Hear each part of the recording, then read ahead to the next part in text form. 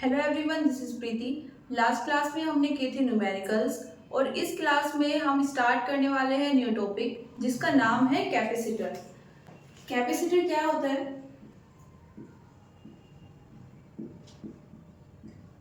देखो, कैपेसिटर क्या होता है, हमारे पास दो कंडक्टर होने चाहिए। ओके, ये कंडक्टर 1 और ये कंडक्टर 2। इनका जो एरिया है वो लगभग इक्वल होना चाहिए। किसी भी शेप एंड साइज के हो सकता है, लेकिन दोनों के शेप एंड साइज लगभग इक्वल होना चाहिए। ओके, इनको कुछ फिक्स डिस्टेंस पर रखते हैं और इनके बीच में जो स्पेस है इसको एक इंसुलेटेड मीडियम से फिल कर देते हैं।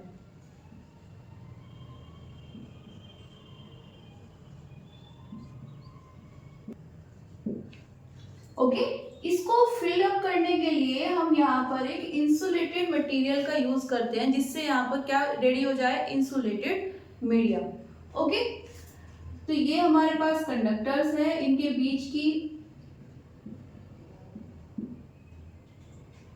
कुछ फिक्स डिस्टेंस है और साथ में इंसुलेटेड मटेरियल है। इस पूरे सिस्टम को हम बोलते हैं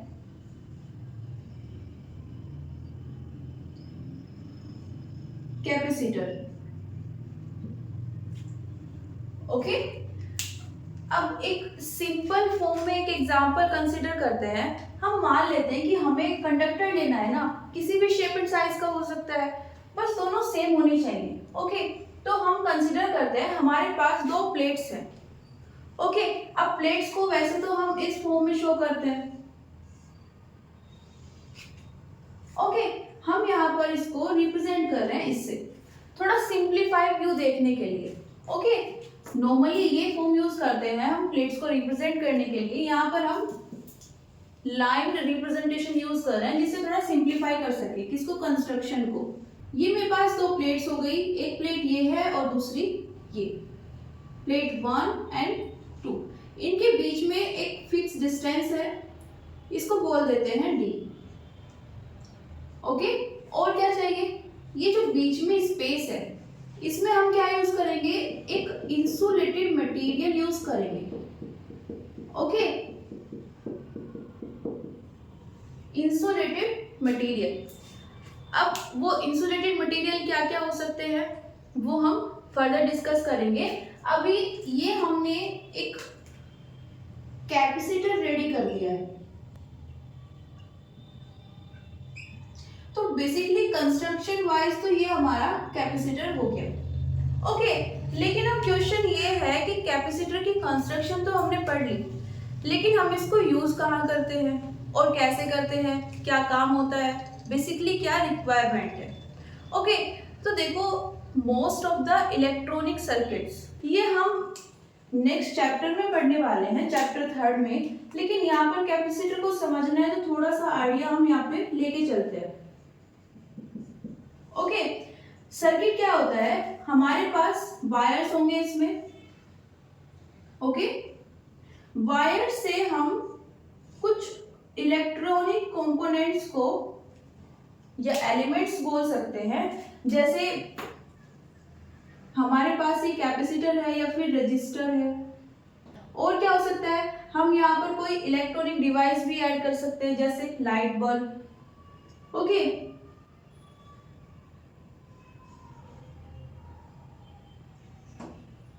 ओके, ये वायर्स है। ओके, जो ये लाइंस के फॉर्म में, ये क्या है, वायर्स। और यहाँ पर हमारे पास एक वोल्टेज सोर्स होना चाहिए। ओके, यहाँ पर सिंप्लीफाई केस लेने के लिए हम एक बैटरी यूज कर लेते हैं। हमने एक बैटरी यूज की है जो वायर से कनेक्ट होते हुए किस किस को ऐड कर रही है, एक रजिस्टर को और एक लाइट बल्ब को। ओके, इसको बोल सकते हैं हम इलेक्ट्रॉनिक डिवाइस। ओके, और इस रजिस्टर को बोल सकते हैं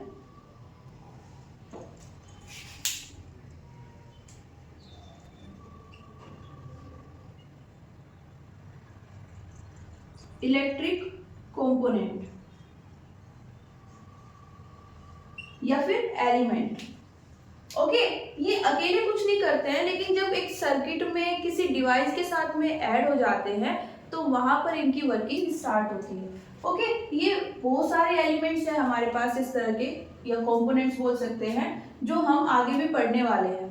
ओके, अभी हमारे पास फर्स्ट कंपोनेंट आया है जिसको हम क्या बोल रहे हैं, कैपेसिटर। ओके, ये भी अकेला कुछ नहीं करता है, लेकिन जब हम इसको एक सर्किट में ऐड कर देते हैं एज अ इलेक्ट्रिक कंपोनेंट, तो ये अपनी एक्चुअल वर्किंग प्रोसेस स्टार्ट करते हैं। ओके, तो कैपेसिटर क्या हुआ, इलेक्ट्रिक कंपोनेंट। ये पूरा क्या हुआ, सर्किट, जिसमें हमारे पास वायर्स होंगे, वोल्टेज सोर्स होगा, कुछ कंपोनेंट होंगे, एक या एक से ज्यादा भी हो सकते हैं, और यहाँ पर एक इलेक्ट्रॉनिक डिवाइस ऐड होगी। नहीं भी हो तो भी चलेगा, लेकिन इन दोनों में से एटलीस्ट एक तो होना चाहिए। ये तो कंपोनेंट्स है या कोई डिवाइस है, ये दोनों है। ओके, तो ये हमारे पास एक सर्किट रेडी हो गया। सेकंड, एक और टर्म हम यूज करने वाले हैं यहाँ पर, करंट। ओके, अब यहाँ पर करंट वैसे तो हम सभी जानते हैं, लेकिन फिर भी चार्ज को करंट नहीं बोलते हैं। ओके, जब तक अकेला या फिर एक से ज्यादा चार्जेस रेस्ट फॉर्म में है, कितने भी ज्यादा चाहे क्यों ना हो, जब तक वो रेस्ट फॉर्म में है वो चार्ज रहेंगे।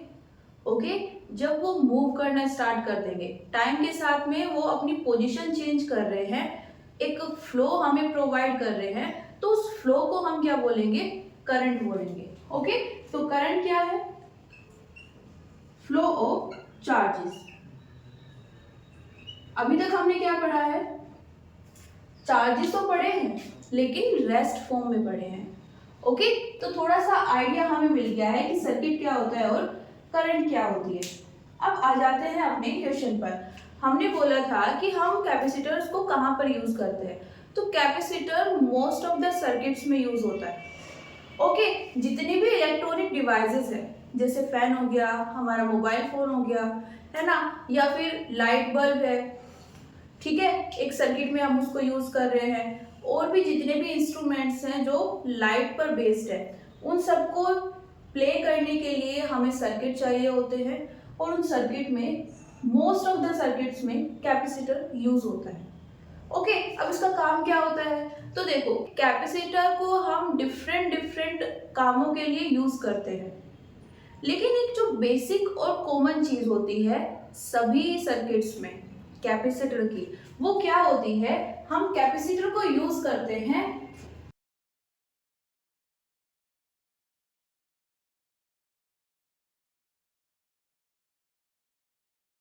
कैपेसिटर का यूज चार्ज को स्टोर करने के लिए किया जा रहा है, या फिर ये बोले कि इसको हम इलेक्ट्रिकल एनर्जी को स्टोर करने के लिए यूज कर रहे हैं।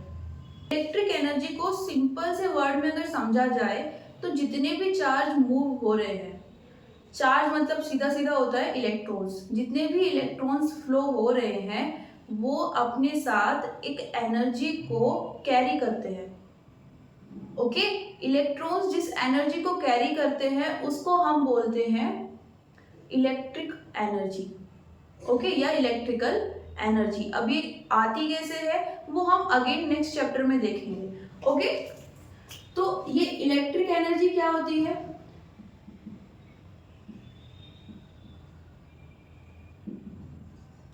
carried by the moving charges। Okay, जितने भी चार्जेस हैं जो मूव कर रहे हैं वो सभी चार्जेस एक एनर्जी कैरी करते हैं। ओके, इस एनर्जी को ही हम क्या बोल रहे हैं, इलेक्ट्रिकल एनर्जी।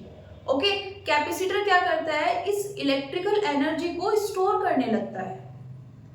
ओके, ये कैपेसिटर का मेन वर्क होता है, लेकिन वो इस स्टोर एनर्जी को कहाँ कहाँ पर यूज करेगा, कहाँ कहाँ पर यूज कर सकता है, ये वेरी करता है कि हम कैपेसिटर को कहाँ पर किस डिवाइस में यूज कर रहे हैं। हमारे मोबाइल्स में भी कैपेसिटर होते हैं।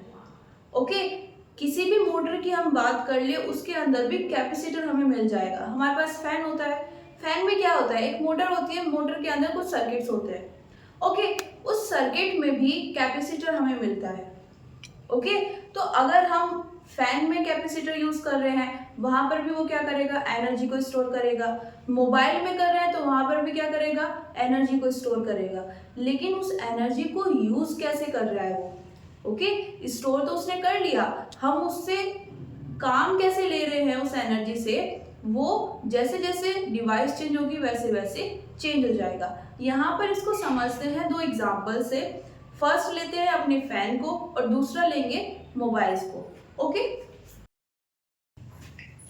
फर्स्ट एग्जाम्पल ले लेते हैं।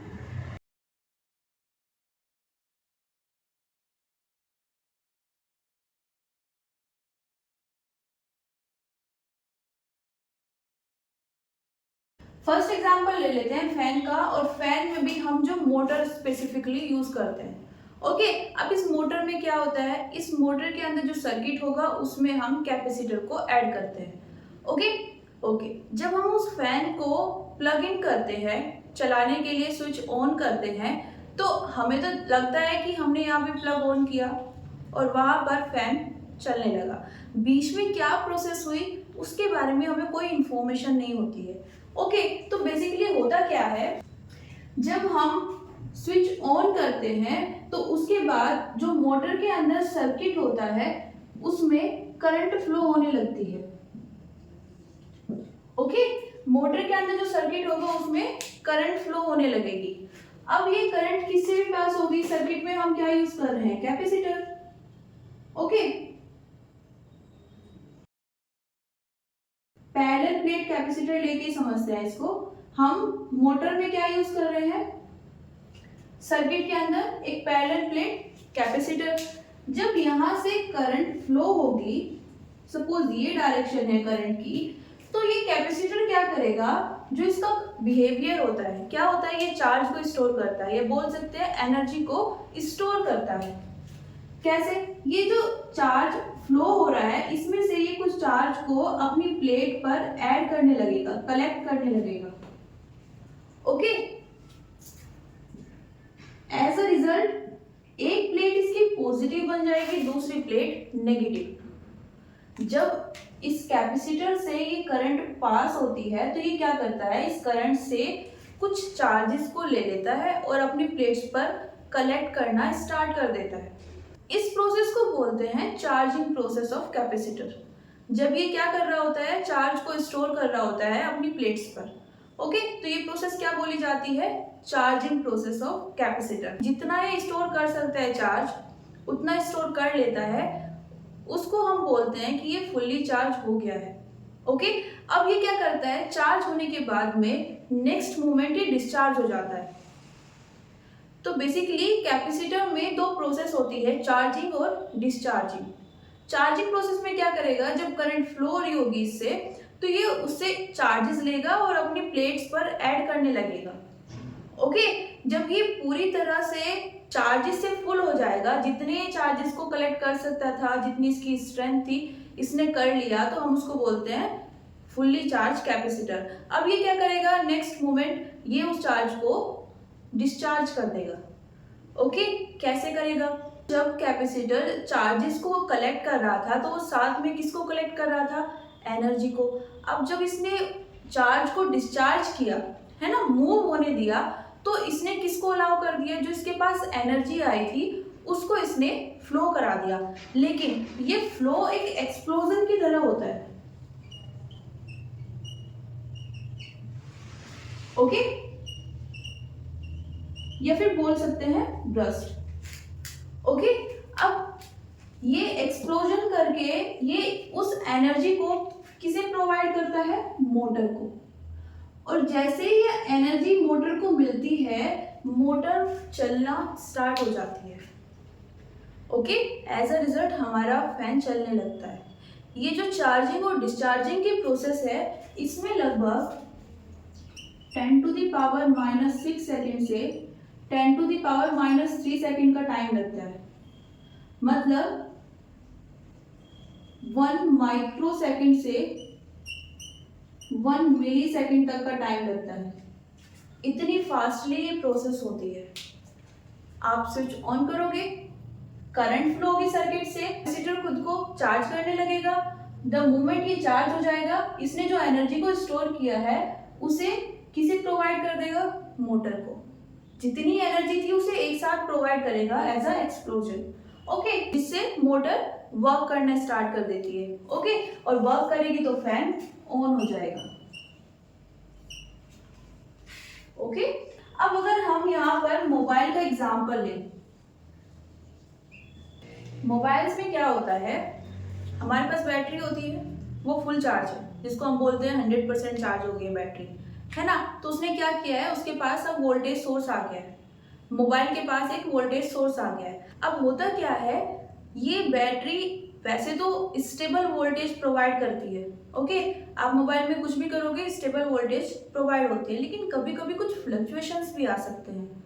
ओके, बिकॉज आइडियल सिचुएशन तो कोई होती नहीं है, हमेशा सेम ही सिचुएशन रहेगी, सेम ही बिहेवियर रहेगा। कुछ चेंजेस हो सकते हैं, हो सकता है कुछ मोमेंट पर बैटरी कुछ ज़्यादा वोल्टेज प्रोवाइड कर दे, हो सकता है कुछ मोमेंट पर काफ़ी कम प्रोवाइड करे। ऐसे सिचुएशन में अगर ज़्यादा वोल्टेज हो रही है तो मोस्टली क्या चांसेस होते हैं, मोबाइल को हार्म पहुंचेगा, है ना। तो ऐसे में क्या होता है, जो कैपेसिटर होगा, अगर वोल्टेज ज़्यादा आ रही है मतलब करंट ज़्यादा आ रहा है ना, जब वोल्टेज बढ़ेगी तो करंट भी बढ़ जाएगा, करंट बढ़ेगा तो चार्ज ज़्यादा फ्लो हो रहा है, तो कैपेसिटर क्या करेगा, जितना भी एक्स्ट्रा चार्ज होगा उसको स्टोर कर लेगा। ओके, और चार्ज की फॉर्म में किसको स्टोर कर रहा है, वो एनर्जी को। अब जितनी प्रोवाइड होनी चाहिए थी उतनी वोल्टेज या करंट आगे प्रोवाइड हो जाएगी। ये कब था, जब ज़्यादा वोल्टेज मिल रहे थे। अब अगर वोल्टेज कम हो गए, जितने चाहिए हमें वर्क करने के लिए उससे कम हो गए, तो कैपेसिटर क्या करेगा, जो उसने एनर्जी को स्टोर किया था उसको वो रिलीज कर देगा। ओके, तो जितना लेवल कम हुआ था वोल्टेज या करंट का, वो उस एनर्जी के कारण इंक्रीज हो जाएगा और हमें एक स्टेबल वोल्टेज प्रोवाइड होती रहेगी। ओके, तो स्टेबल वोल्टेज प्रोवाइड करने के लिए हम कैपेसिटर का यूज करते हैं मोबाइल्स में। ओके, तो अभी आई होप कि आप लोगों को थोड़ा आइडिया मिल गया होगा कि हम कैपेसिटर को कहाँ पर यूज करते हैं और वो कैसे किस किस प्रोसेस को कराने में हेल्प करता है। और सबसे जो कॉमन चीज दोनों में हो रही है वो क्या है, कैपेसिटर चार्ज होता है और चार्जिंग के टाइम पे क्या करता है, चार्ज स्टोर करता है ना, या फिर क्या बोल सकते हैं, एनर्जी स्टोर कर रहा है। ओके, और आगे प्रोसेस हो उसके लिए क्या करता है, चार्ज हो गया एक बार, अब वो नेक्स्ट मोमेंट पर डिस्चार्ज हो जाएगा। Okay, in the case of motor, mobile में क्या होगा, वो चार्ज को स्टोर कर लेगा, जब जरूरत पड़ेगी तो वो डिस्चार्ज हो जाएगा। ओके, जब जरूरत पड़े, ऐसा नहीं है कि उसे एकदम से डिस्चार्ज होना है, लेकिन हाँ वो डिस्चार्ज होने के लिए अब रेडी हो गया है, उसने चार्ज को स्टोर कर लिया है, जब आपको जरूरत पड़ेगी उसको वहां से इंफॉर्मेशन मिल जाएगी और वो उसको एनर्जी को रिलीज कर देगा। ओके, आज के लिए इतना ही, मिलते हैं नेक्स्ट क्लास में। Thank you everyone, see you soon.